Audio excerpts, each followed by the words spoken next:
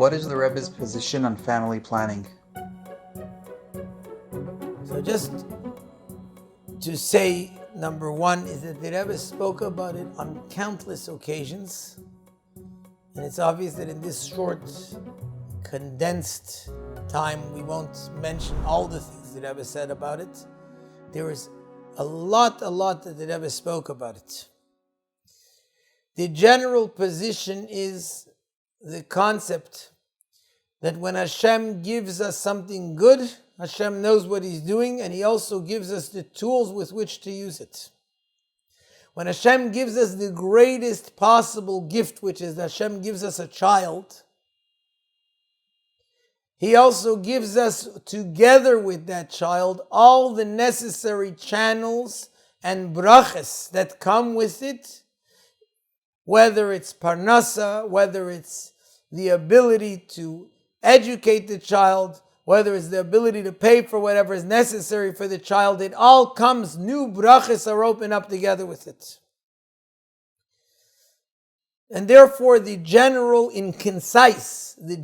idea is that one shouldn't do anything, chas v'shalom, to try and stop the Eibishter's brachas from coming.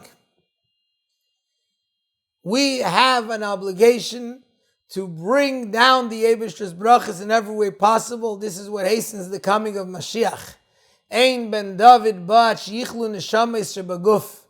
All the neshamis coming down into this world, that hastens the coming of Moshiach.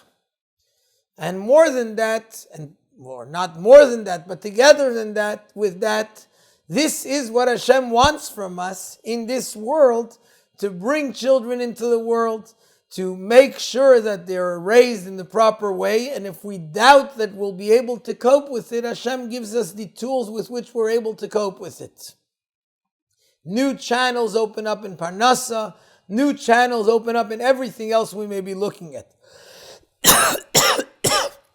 Of course, there are situations when one speaks to a Rav, and for whatever reason, one cannot have children, and obviously there's times that it's necessary, but one must speak first to a Rav and find that out, and more important is, in whichever way possible, the person should be trying to find a way to have more children rather than a way to not have more children, which means the Rav gives a heter, but one shouldn't be looking for heterim. It's only when it's totally necessary for whatever various reasons that may come about, and obviously the Torah is made to live with. If it's not possible, it's not possible. But in whichever way possible, a person shouldn't just use the excuse, I don't have enough money, I can't cope with it. The Eibishter will give the tools to cope with it. When there's a real reason, the Rav gives a heter, but one must make sure to first speak to a Rav, and to first make sure that a Rav allows it.